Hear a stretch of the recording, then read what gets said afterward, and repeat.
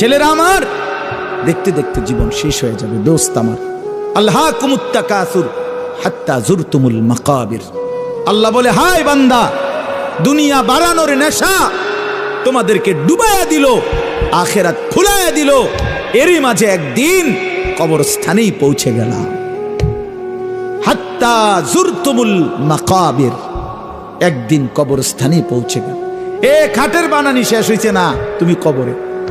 Sofa শেষ হয় নাই, দোতলার ছাদ ঢালাই হয় নাই, তিনতলা শেষ হয় নাই, এরই মাঝে তুমি কবরে।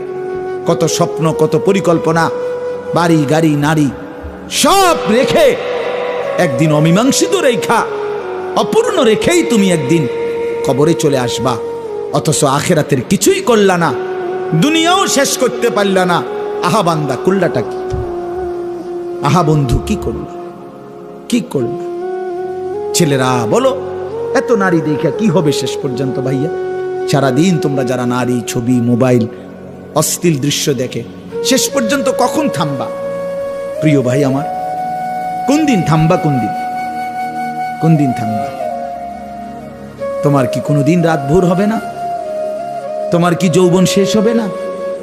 তোমার 18 বছর 20 বছরের হায়াত, এটা কি কোনোদিন আর 40 বছর হবে না? একদিন তোমার চোখের পাওয়ার কমে যাবে, একদিন কোমরের ব্যথা বাইরে যাবে, একদিন তোমারও শরীরের সমস্ত অঙ্গ প্রত্যঙ্গে দুর্বলতা চলে আসবে। খুব দ্রুত, খুব দ্রুত।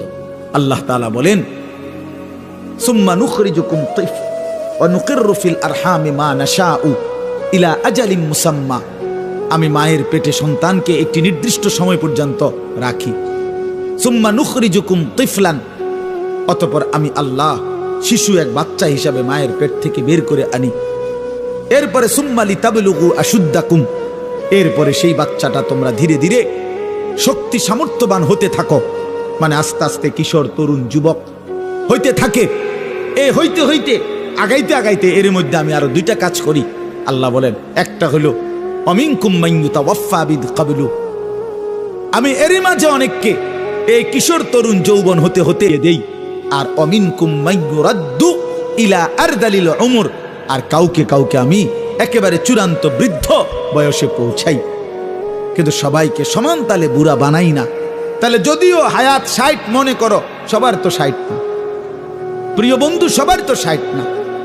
তোমার যে 60 পর্যন্ত বয়স যাবে তার কি নিশ্চয়তা? তোমার দাদা ঠিক আছে 60 বছর বয়স পাইছে, কিন্তু তুমি যদি না পাও। তোমার বড় আব্বা 90 বছর বাচ্চা ঠিক আছে, তুমি যদি না পাও।